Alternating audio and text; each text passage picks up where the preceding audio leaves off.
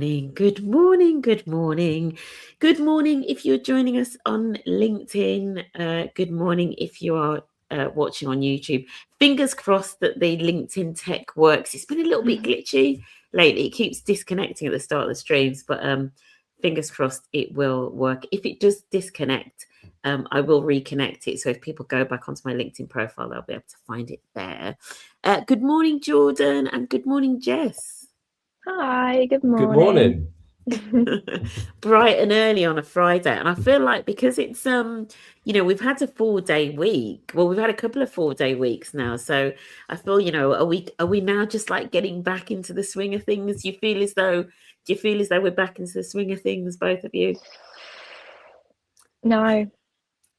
Not all of us get 4-day weeks, sadly. So I worked over the Yeah. Easter break. Had a couple of days off in the week, but that's the life of sport, isn't it? You work all sorts of hours. So yeah, I'm not playing catch up just yet, I don't think. Yeah. Good. Well, really happy to have you join us. And if anybody is watching us live, please do say good morning in the comments. Good morning, Adrian. Adrian, I think you are now beating Sylvia as the first person to say good morning.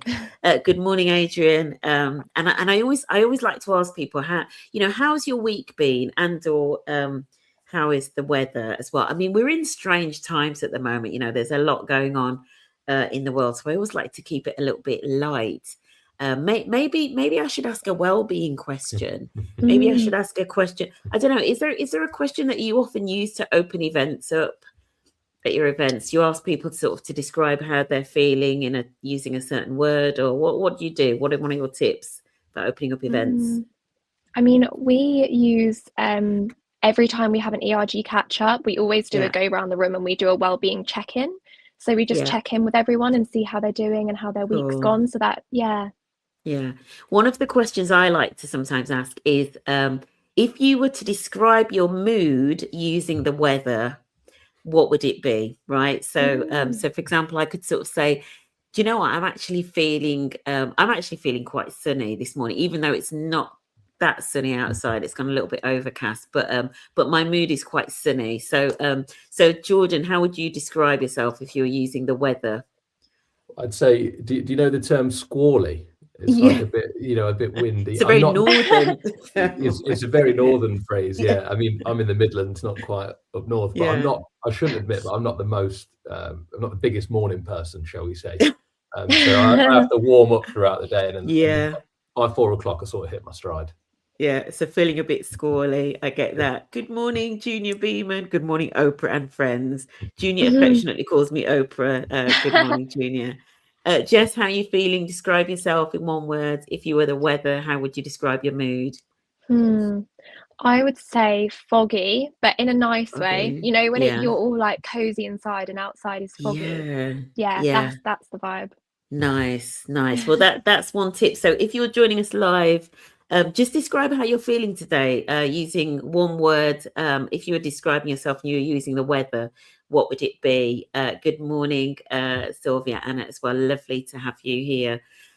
Junior, so who have we got in the comments? So Adrian and Sylvia run a consultancy for leaders around belonging, and Junior Beeman is actually also a co-chair. So it's a bit of a co-chair loving this morning. So Junior is a co-chair at NatWest, co-chairs the Global Multicultural Network. Hopefully I've gotten that right. I'll get it right one day, Junior, I promise. So I've got with me Jordan and Jess, and this is, so once a month, I do these LinkedIn Lives where I get ERG leaders on to talk about what it's really like in the trenches, what's going well, what's not going well, etc. Jordan and Jess, we have a little bit of a tradition on here where, and I've actually got Sunaina Coley, professional auntie, or also known as good morning, Sunaina. Nice to have you join. And also Leighton Campbell. Good morning, Leighton. How you doing, Leighton? Ran the first ever International Men's Day conference and expo last year, which I'm constantly championing. We need more of those men's spaces. Right. So got a tradition on here, Jordan and Jess, where I get AI to write your bio. So it's actually Claude that's working for me doing this at the moment. So Claude writes your bio and then you get to score it out of 10, right? So I'm going to start with Jess. So Claude's calling Jessica, right? Very formal. Jessica is co-chair of FT Wellbeing and a strong advocate for physical health as the foundation for mental well-being. She leads sports initiatives within her department and brings an energetic, practical lens to how a well-being network can show up for its people. Welcome, Jessica. And how's that out of 10? Marks out of 10 for Claude. Oh, that's really good, actually. I would say an 8. I would say an 8. That's quite good. Good. And then we've got Jordan. Jordan is the executive co-chair of Mental Matters, his organization's mental health and wellbeing employee resource group. Alongside his ERG leadership, he completed an MSc in the psychology and neuroscience of mental health at King's College London, which he brings directly into how he shapes and leads the network. Welcome, Jordan. That's very good. I'd almost go a 10. I don't often give full marks, but amazing. Claude will have that. I'll feed that back to Claude. And good morning, George Doherty. Thank you so much for joining us. So let's get into the conversation. So I wanted to spotlight mental health and wellbeing employee networks, because so next month we're going to be having like Mental Health Awareness Week. So hopefully, if anybody hasn't yet figured out what they're doing, or actually, as we've got some individuals here that maybe look after different networks and they're maybe thinking about opportunities to collaborate, it's an opportunity to learn a bit more about what works and what doesn't work. Let's just start by, and obviously we were talking about this just before we went live. Let's just start by just talking about how your networks are structured, because I know that you've potentially also got like global responsibility, and then are you remote first or are you kind of like in person? So just talk a little bit about that. Jordan, do you want to start? Yeah, so I'm at The Athletic, which is owned by the New York Times, and we've got our own, I think we've got 4 or 5 ERGs. We just had another one spring up recently. Nice. I'm based in the UK, so I'm currently in Leicestershire, but the office is in London. But the majority of our employees are actually US based. Right. So obviously in the UK, we have that contact time in the office. In the US, it's very rare they have that. So predominantly remote, and we work a lot over Slack. Very little emails, which is the good thing, but a lot of it is over Slack. Yeah. That's kind of a very US thing, isn't it? Using Slack as like your main channel. I didn't realize you were owned by New York Times. That's interesting. Yeah, I think it was a couple of years ago, just before I joined. So I've been there 3 years now, and I've done ERG for a year. But I'd never used Slack before, so it was a bit of a culture shock when you've been off for a week and you look at your notifications. It's so overwhelming. Yeah, interesting. And then Jess, you've also got like a global, because obviously you're at the FT. So you're both, gosh, the similarity. You're both kind of like within these kind of very established brands, and you both had your LinkedIn photos as your graduate pics, which we were having a giggle about before. But Jess, there's also like a global element, obviously, to the FT. So just talk about what that means for the ERGs and how you connect and sort of bounce off the other ERGs as well. Yeah, so we have ERGs globally, and specifically for the wellbeing one, we've got branches in the US and Asia. And one really lovely thing that the FT does for us in January is a ERG summit. So all of the different co-leads can fly in to London, and we have a 2-day summit where we basically get to meet up and sort of brainstorm and bounce off of each other. So it's a really, really lovely event. That's really cool. Yeah, I'm a big fan of, like, as people know, because I run a summit in June, but I'm a big fan of getting people together. That's actually where I met your predecessor, Lauren. She came along to one of our summits. Yeah. So and it's interesting. So you said there, Jess, about the benefit of like learning from other ERGs and like bouncing ideas, etc. Jordan, maybe talk to us. We were talking just before we came on about some of the things that you've learned, or maybe some of the challenges even of like being a global ERG and also being like a remote first organization. So just talk about that a bit, maybe. Yeah, so when I first started doing the ERG, I'd never sort of done any experience with it before. I was in the ERG when I joined, but again, it was based out of the US. So I think, given my background, they were keen to get me involved. But then like personally, it's really sort of made me aware of my blind spots, if you like politically and culturally. The differences between the UK and the US are vast. We've done a few like cross collaboration events with our own ERGs. But unlike Jess at the FT, sadly we don't have any like ERG summits. So it's very rare that we will see our co-leads in person. So again, a lot of the shared learnings are sort of over Slack or over like Zoom meets. But we have worked in conjunction with other internal ERGs for say like Black History Month and mental health, which has been really successful. But personally, like one thing that I'm very keen to sort of learn is how other ERGs outside of our organisation operate and what learnings we can take from them. Well, we'll speak afterwards. I'll have to get you along to the summit. Or you'll have to connect to some of the people in the chat, definitely. And obviously, now you've got Jess, so there's definitely value, as Jess was saying, like with the summit, there's definitely value in ERG leads meeting with others and learning, what's happening and what others are doing. I'm constantly making introductions all the time, like matching sort of like different ERG leads. But I'll have to get you involved in the summit. Let me just dive into the comments, because there is something about Slack as well. So Adrian is in Cornwall. This part of Cornwall is currently grey, but there has been some sun this week. As for my inner climate, a steady transition from winter to spring. Adrian, you have such a lovely way with words. Honestly, it's crazy. Sylvia Anna says, not a Slack fan. It's not good for my mental health. It's really interesting because is Slack, do you use that as like a community platform as well? Like, does the ERG have like a group on it? Do you use it in that way?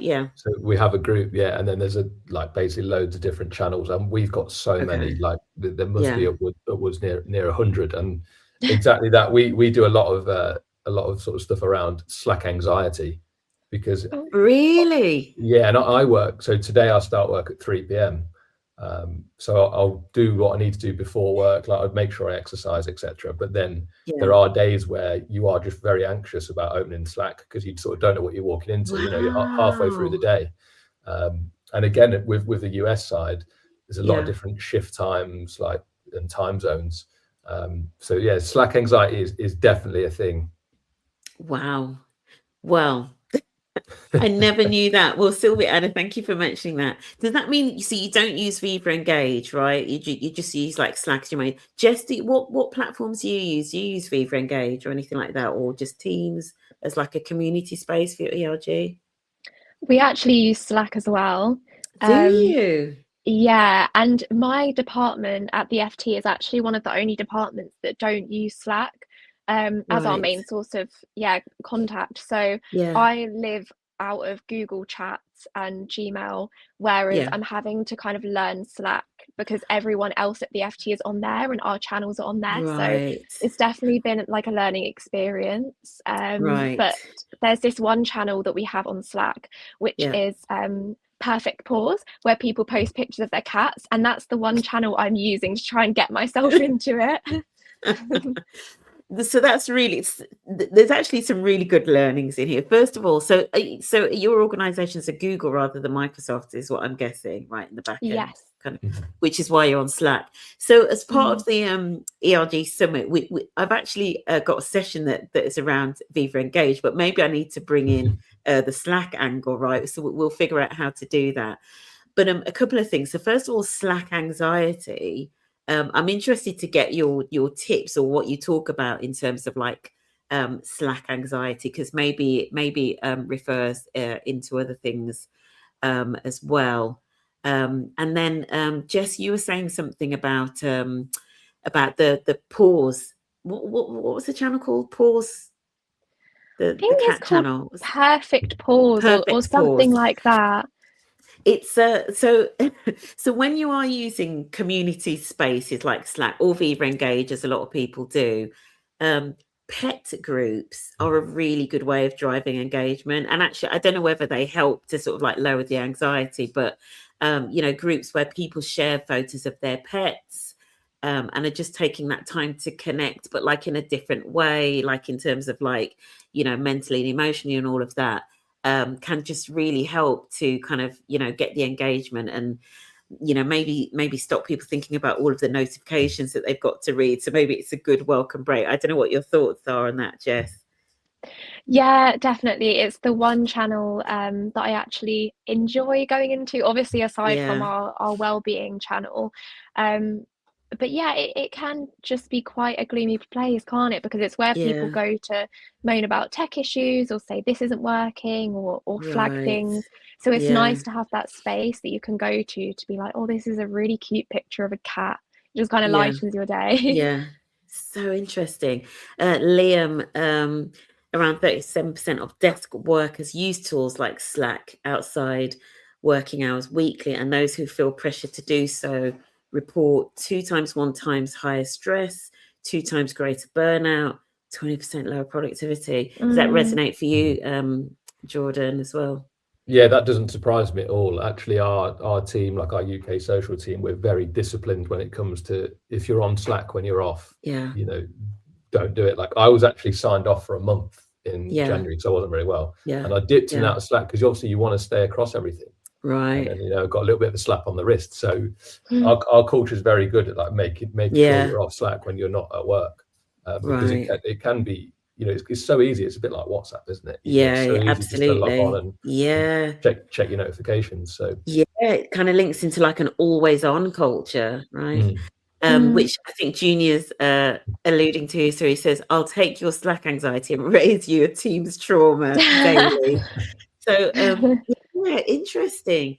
I mean, I didn't think we were going to sort of like necessarily talk about that, but it's these are the practicalities, right? Slack anxiety. So how is that something that your ERG has tackled specifically, that in terms of like, tech and all of that? Just talk about how that's gone and the kinds of things that you've done to tackle that.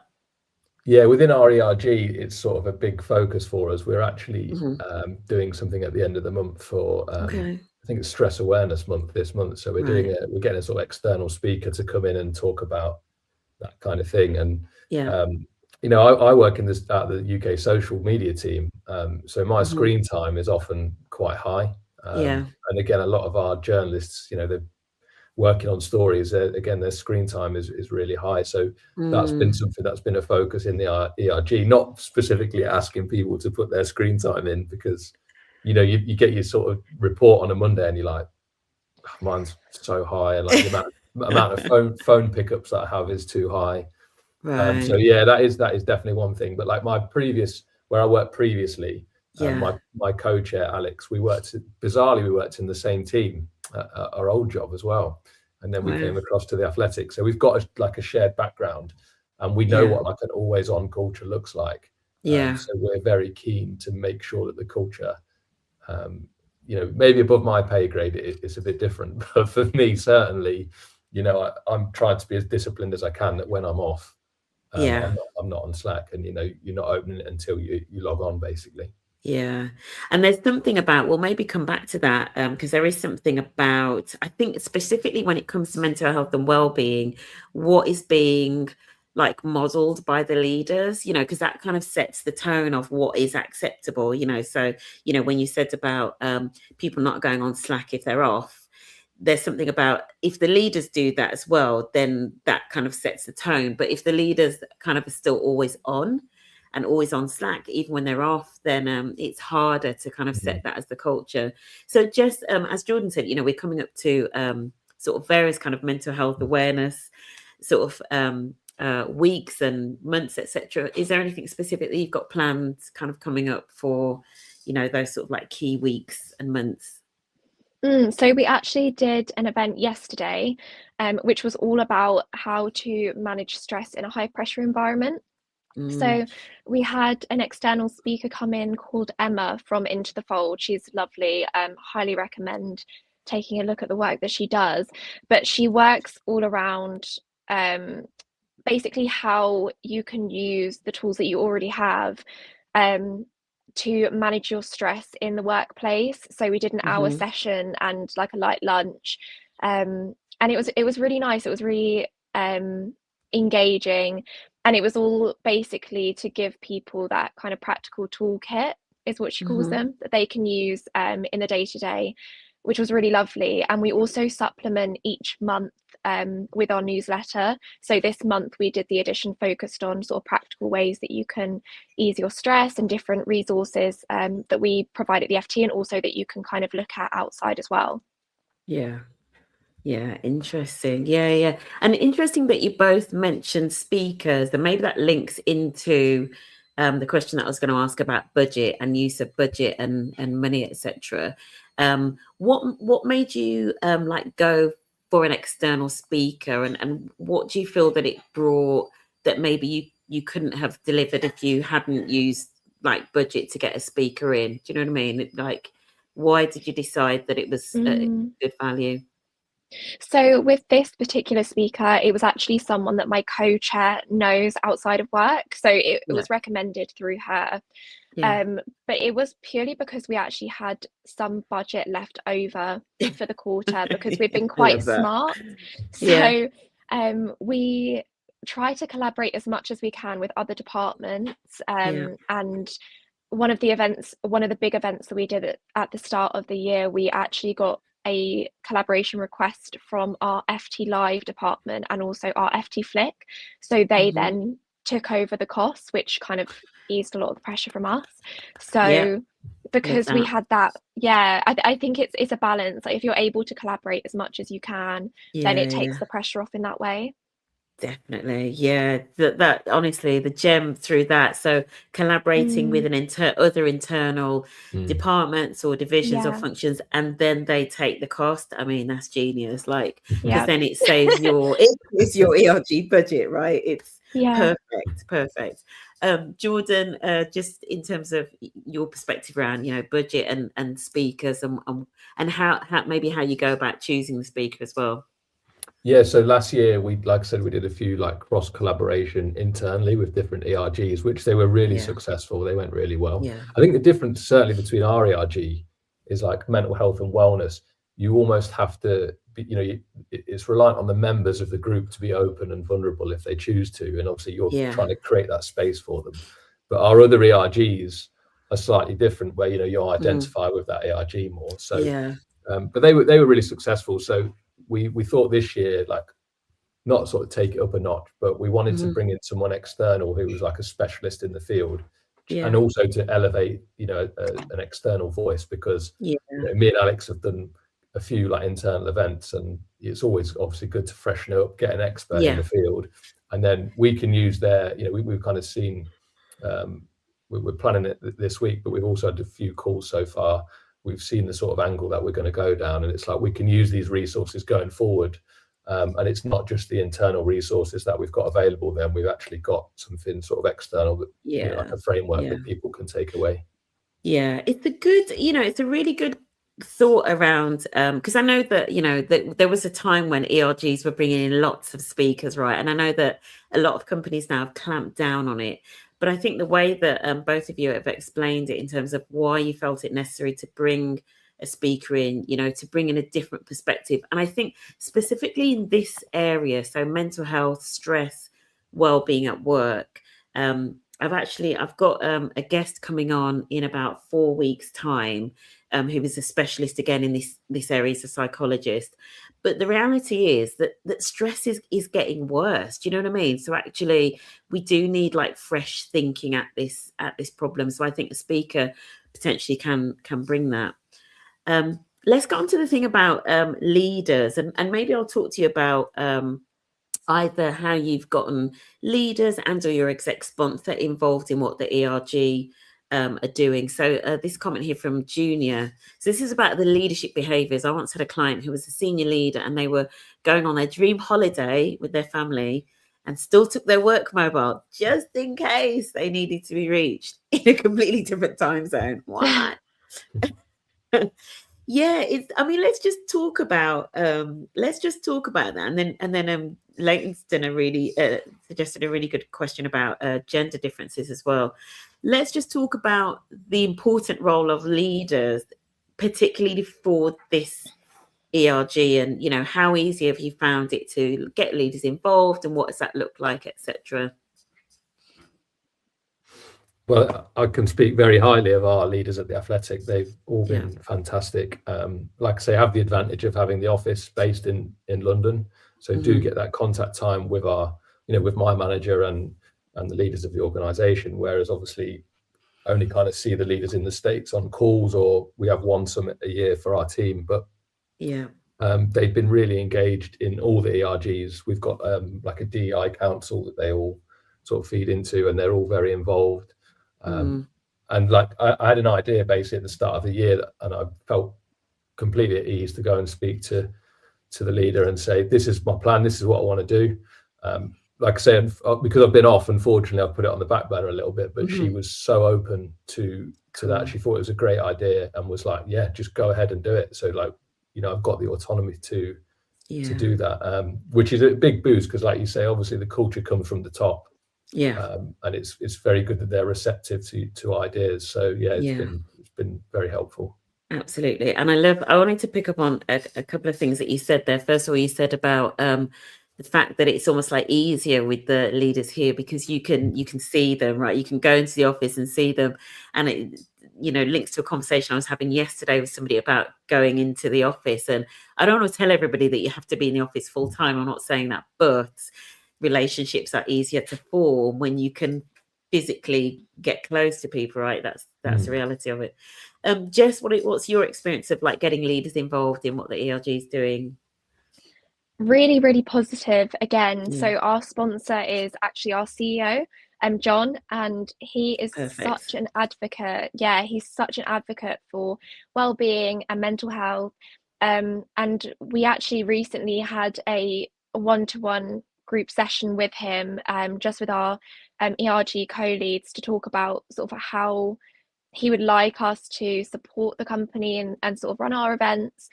And it was really good to see how open he is to the concept of wellness, and how he actually practices that in his everyday himself. So we've got amazing buy-in from him, and he had some really, really good tips for us as well, and with some of the challenges that we spoke about. So it's really good to have such a strong champion for it. Yeah, nice. And in terms of what you were saying there as well, like the importance of having that one-to-one time with your exec sponsor, like obviously talking through your plans and whatever. And, that's where, the exec sponsor should be bringing, their strategic overlay and sort of saying, well, this is what we're doing as a business, how is what the ERG does supporting that, and actually the sponsor can help to kind of come up with ideas, right? So it's really important to have that kind of like one-on-one time as well. So I love that. Let's get into Leighton's question here. How do you find the engagement across the gender? So for both of you, do you find that you're mainly getting one gender over another, and any challenges? And what have you done that's worked for different genders maybe as well? Really good question, Leighton. Yeah, that is a really good question. I actually think it's probably 50-50 in our ERG. But the one thing that I would say is that I feel like the US side are a lot more open than the UK side.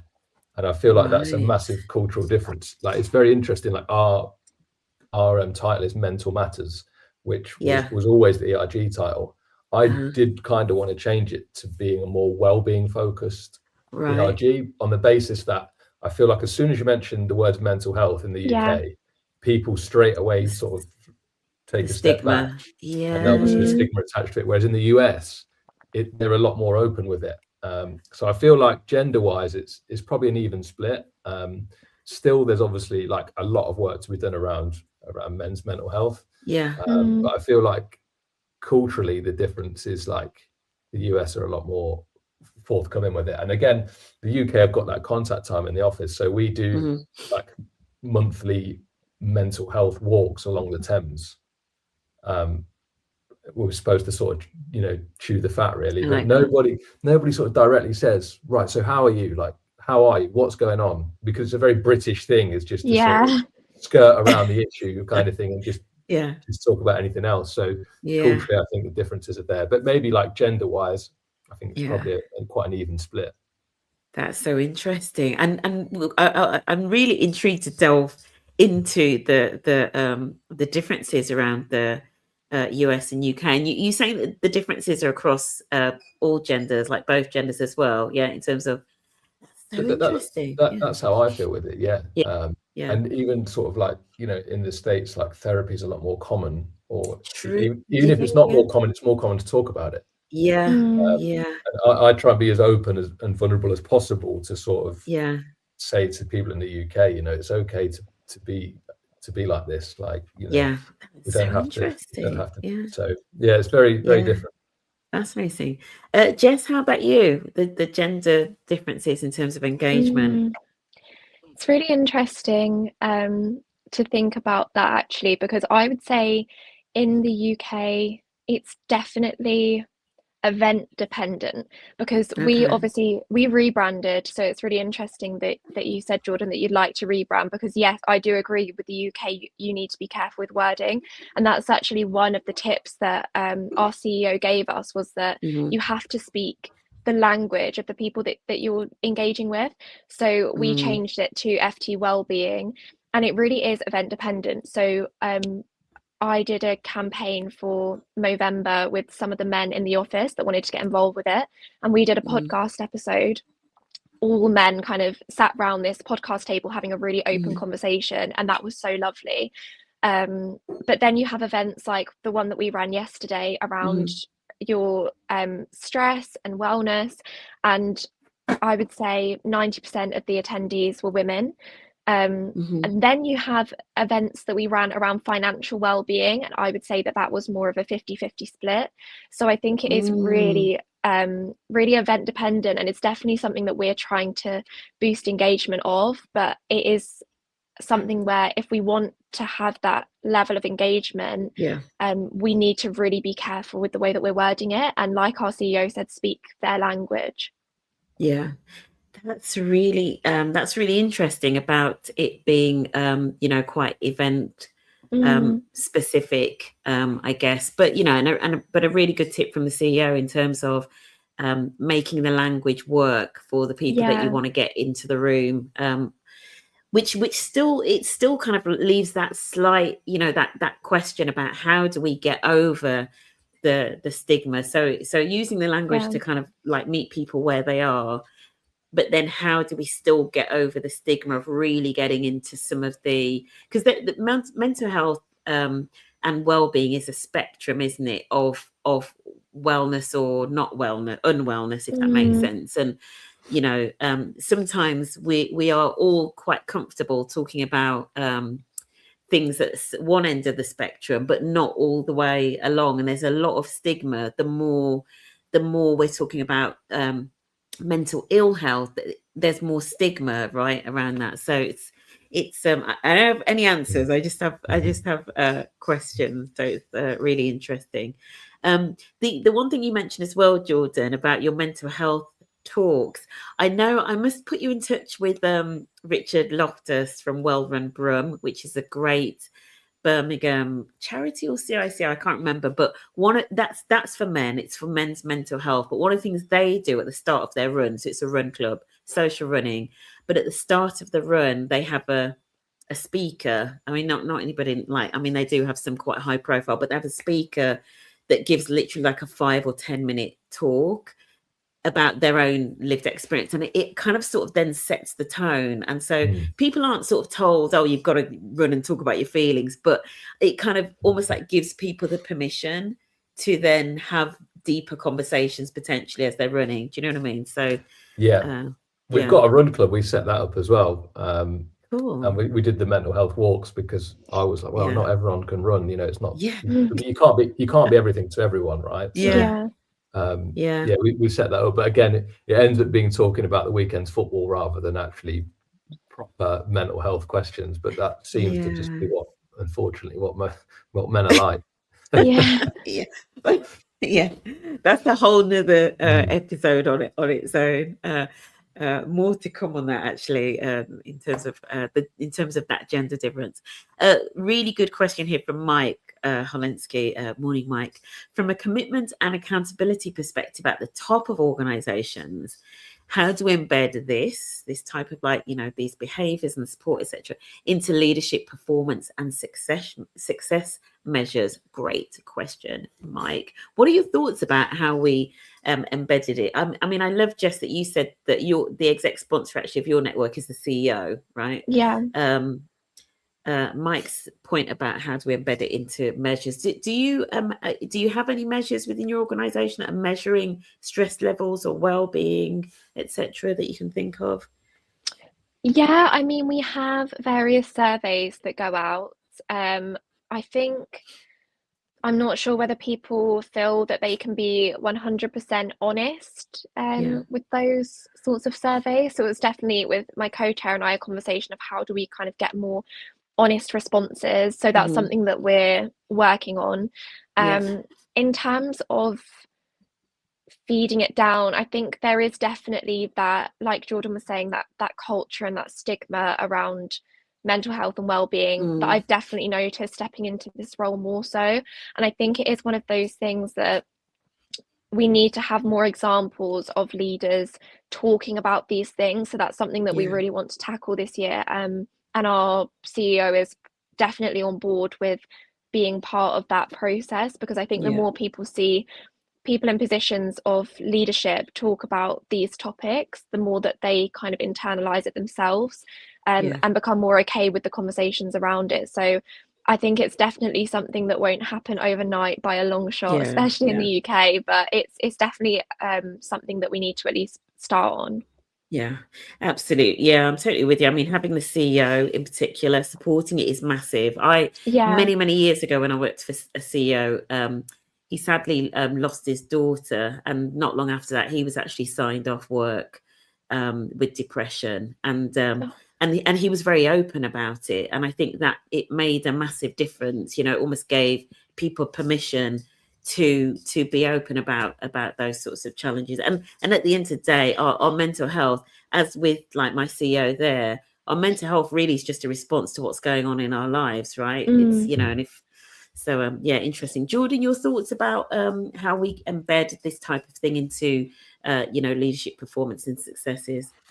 Yeah, we have like our annual company-wide survey, but again, I echo what Jess said. What I'd like to see is in our individual performance reviews, I think we get 2 a year, but certainly 1 a year. I think we get like 3 or 4 questions, then you fill out the box, and then you have the meeting with the manager.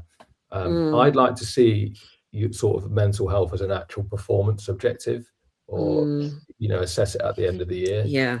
Alongside sort of your traditional job role. And then, like, how are you feeling mentally in terms of stress levels, etc. It normally gets sort of woven into, like, would you recommend this as a place to work? That kind of question. But I think it needs to be a specific outcome measure. It's really no good excelling at your job if mentally you feel very low and you sacrifice your work-life balance or time with your family. That's you might be performing high in work, but then outside.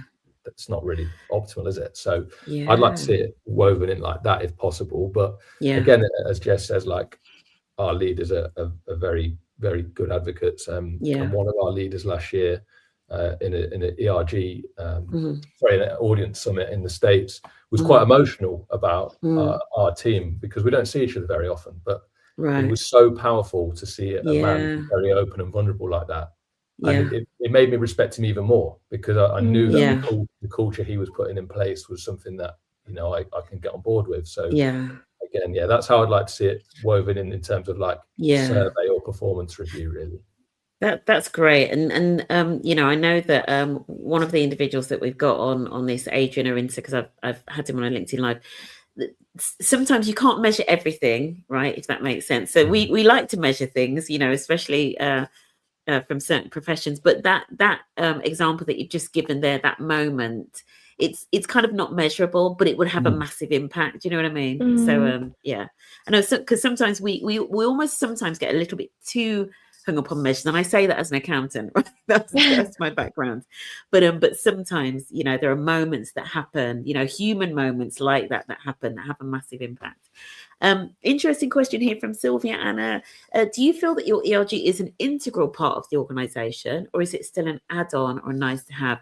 Do you think your leaders would object if your ERG would be left to end if you didn't campaign for it? So I guess really good question, Sylvia, about, you know, do you feel that there is buy-in and it's an integral part of what you do? Yeah, I think that the leaders would object if it wasn't there. Yeah.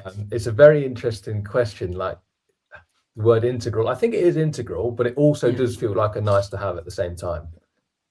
You know, I don't know what Jess feels like, but I said before, like, I never worked in an ERG, and I don't know any leaders from other organizations. So you can often feel like you're on an island on your own. Yeah. Even though you've got internal ERGs, they're obviously doing different things, and sometimes you can feel a bit siloed in that respect. But yeah, I do think, like, if it wasn't there, like, I do think it would be massively missed, and leaders would certainly say that we need it. But I feel like the answer to me is like a bit of both. Yeah. Jess, what are your thoughts? Yeah, I mean, I obviously can't speak for my sponsor, but if I were in their shoes, I would think that we were essential, purely because when I think about employee retention, I think about their well-being. And you know, like we've covered a lot of the time, employees don't feel like they can be 100% open about their well-being, and having our ERG as FT Wellbeing, it is almost like that space where people can be candid and open. And even if they don't feel like they can be open, or even if they don't want to attend the events or don't have the time to attend the events and what we do, still knowing that there's that presence can give people that sense of security that, you know, this company does actually care about my wellness and my well-being. So yeah, I think that we are definitely essential, but maybe that's just my bias. Yeah.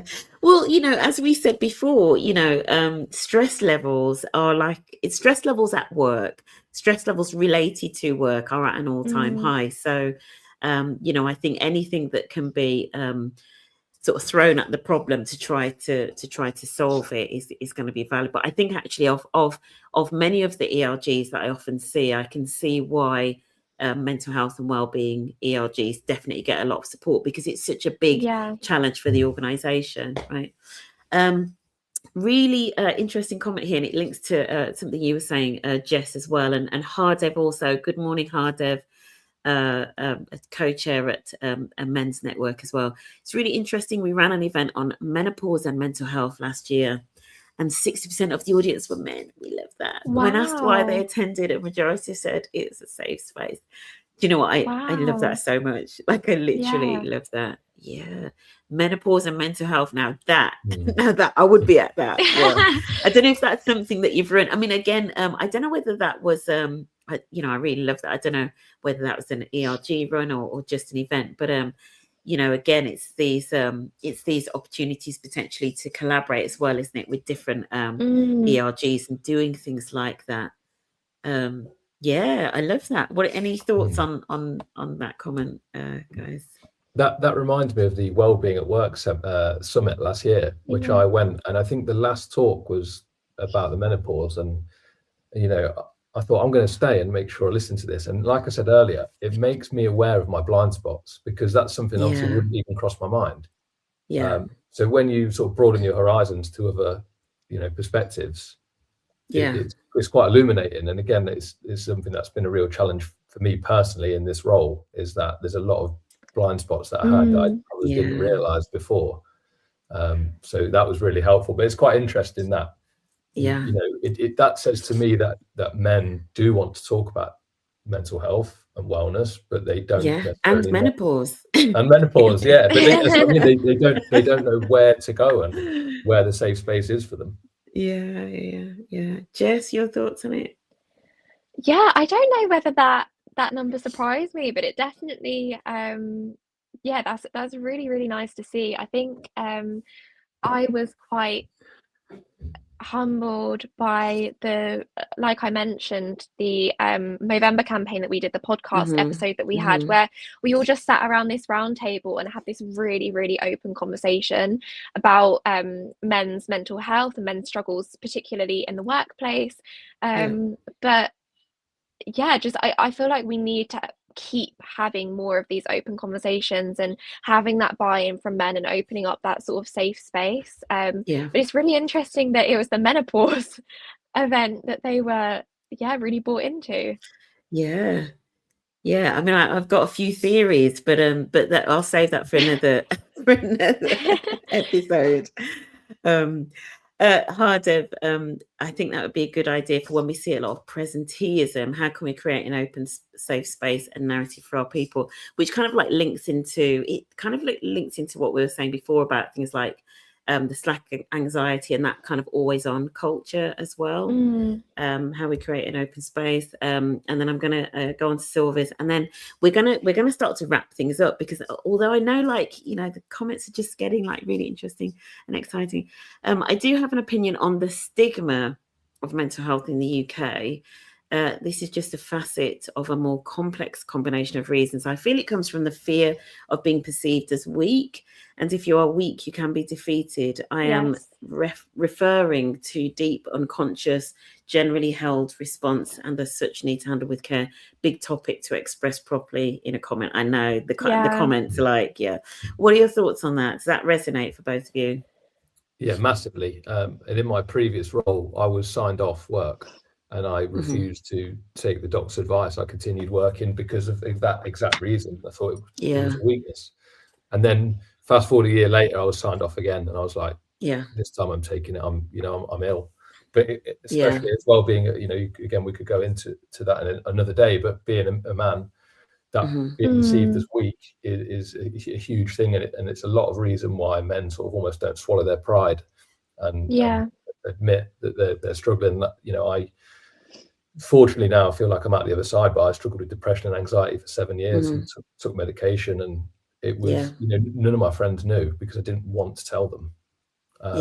Whereas now I'm very open about it, and I really agree with that comment. It is being perceived as weak when actually you have a mental illness. Yeah, absolutely. And along that spectrum, as we were saying as well. Jess, your thoughts? Yeah, it's really interesting because when I joined as co-chair, it opened up a lot of conversations with myself and my partner, and he actually was saying very, very similar things, that, he felt that if you were open as a man about how you were feeling, even sort of talking to me about things, he was like, I feel like that's me burdening you or showing my weaknesses, and it's opened up a lot of conversations, and it's really helped me hearing that perspective as well. Going into what we do in the ERG and the kind of topics that we bring up and how we phrase things, because it is such a big generational problem that I think is going to take a lot of time to break. But the more that we have ERGs and the more that we have men as champions of that, being open and talking about these sort of topics openly, it's showing that there is nothing weak about it, and it actually takes a lot of strength to be able to admit certain things and talk about the struggles that you've been through and how you've overcome them. It shows so much strength. So I think we're showing that more. Absolutely, definitely. And Liam, thank you for your comment. I think the stat is 1 in 3 people in the UK say they would feel embarrassed to talk about their mental health, with many citing fear of being judged or seen as weak, which it kind of, one of the things you said, Jordan, that I really liked was this whole thing about almost like, how do we, you said about like, maybe adding something onto like everybody's, appraisal or, PDP or whatever.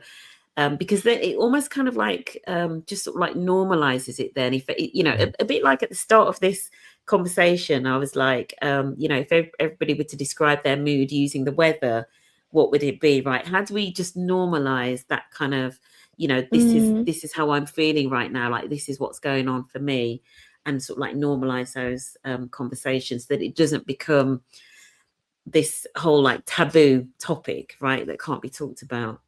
Lots to do. Go ahead. What were you going to say, I George? was going to say, yeah, definitely. Like, I agree that not everything can be measured in terms of like numerically or performance wise. But I mean, again, I feel like in my previous role, I worked so hard to the detriment of my own health. And that was no good, because then I was turning up at work and I wasn't the best version of myself.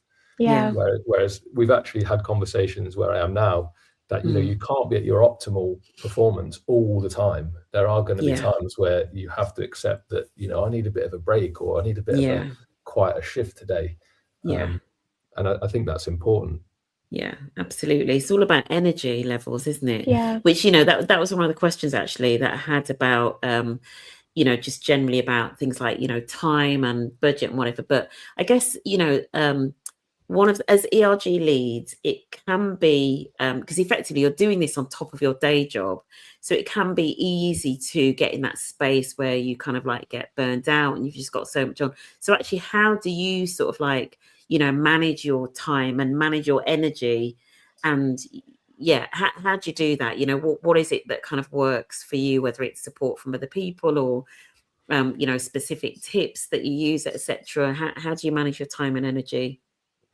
I have to give a massive shout out to my co-chair, Alex Brody here. Especially like this year, we've worked as a real good duo. I mean, there are times where he's messaged me saying, like, I feel like I've been useless and you've been doing everything. And I sent him the exact same message yesterday, because, I've been off at the start of the year. I feel like I've been playing catch up with everything. He's been amazing at organising an event for us. And it really is a team. Like, I don't think you could do it all on your own. I noticed Jess is also a co-lead as well. So huge shout out to Alex. And in terms of like time, like it can be very difficult on top of your normal job, right? Especially working in sport for myself. But it's just having, again, a team around me. My team are great. I just say to them, look, I need to get my head down in some ERG stuff for an hour or two. No Slack notifications, but it's like I say, it's a massive team effort across the board, really. Mute that Slack. I don't know if you are able to mute it, but mute the Slack. Jess, how about you? What works for you in terms of balancing things? Yeah, I completely echo that. So my co-chair, Ada John, she is amazing. And when we first had our catch up, when we first properly met each other, we sat down and it was like we were both able to fully open up to each other about why we're doing the work that we're doing, what sort of personal stories we have that makes the work that we're doing so important. And because we had that chat and we really just laid the foundations like that, we now just bounce off of each other. And so we work, I would say, little but often. We kind of have regular check-ins with each other, but we're both really understanding of each other's time, and we have that relationship where one of us can say, today I'm jam-packed, are you able to take this? And I think it really does start with that foundational relationship, and once you have that, it's so easy to work together. Amazing. Co-chairs really important. I mean, I know in some organizations there are sometimes three of them, depending on like size and complexity. So it's super important, as well as a strong committee. I don't know whether you guys have a committee as well, or if you're just co-chairs, but strong committee is absolutely vital. So final question then, what would you say to somebody just stepping into leading a network? What would your sort of like tips be for success? I would say, I can only sort of say off what I've tried to do, and I would just say, try and lead by example and be the change that you want to see. And thankfully I kind of went through a negative experience to now come out of the other side where I'm like, I'm not going to go through that again. And this is how I want my colleagues, this is how I want the culture for my colleagues, this is how I want the culture for the workplace to be. And just try and, like I say, be that example. I mean, it's not possible every time. Like, you're going to have days where you feel down or anxious or things like that. And I think that's important to be open and just say, look, this is how I'm feeling. Like, I can't necessarily be positive all the time, etc. But just and obviously throw yourself into it. But again, as we've kind of just mentioned, like if you've got a good team around you, and you know, if you've got a co-chair and you can share the workload, like don't try and change everything overnight. It takes a lot of time, especially in this space, to implement things in the culture. So I mean, and I also would say it's very worthwhile and very rewarding. Like, good. As it's only like a part-time role, but it's been very rewarding. Amazing. Jess, how about you? Tips for new ERG leads? I would say listen and do your research. I think that's the biggest tip, because I am aware that I've got such a limited experience. I can only speak for myself and the things that I've been through, but I'm kind of talking to and providing for such a massive group of people that have so many different experiences that I couldn't even fathom. So it's about sort of listening to what other people are going through and what other people need, and that kind of drives the path forward, because obviously I can think I would personally find this very useful, but a lot of people might not, and that really helps to sort of pave the way to look at the kind of research that's already been done, look at surveys, talk to groups of people, just get the general sense of what people want to see from you. So I think that really helps, and also talk about your own experiences with your network, so that you can build that relationship. And as Jordan said, it's super rewarding after we do an event and after we get buy-ins and hear people's feedback. It is so rewarding to know that people are finding what you're doing valuable. Great. Lots of tips there. You know, I especially like you know, where you sort of like sort of talk there just about listening, like listening and learning, you know. And Jordan, you sort of said like right at the top of the conversation about like blind spots that you realized that you had and all of that. So I think sometimes people come into these roles and assume that because of lived experience, their own lived experience, that they're gonna like know everything that is needed for the community. But actually, you know, experiences are so different, and so it is important to do that learning as well. Thank you. So we are wrapping up now. Thank you, Sylvia, Anna, Jordan, and Jess. I'd love to connect with you if that's okay. It's such an important topic. So thank you. It just leaves me to say thank you to everybody that's joined us and been in the comments. It's been really lovely to have everybody, especially for those that have been with us literally from the top of the conversation, and Jordan and Jess as well. Thank you so much. Jordan especially, thank you so much for getting up so early. Don't be silly. 8:30's not early, is it? It is when your work day doesn't start until 3 o'clock. I will definitely I'll definitely be talking to you more about sort of summits and everything. But I feel like we've covered a lot, and then there's so much more we could have covered. In terms of if people want more of this sort of conversation, so as I said, I've got Matt Smead, who's a specialist in this work. I think he's on I think it's the 17th of May, no, the 15th of May. And then on the gender conversation, I've got Mark Brooks coming up from the Centre for Policy Research on Men and Boys on the 1st of May. So you know, really bookmark those conversations, because those are going to be interesting. I think we may even touch on the manosphere with Mark Brooks. We'll see. We will see. But thank you everybody that joined us live, and if you're watching this on the replay, thank you for taking 58 minutes out of your day to join us. Thanks very much.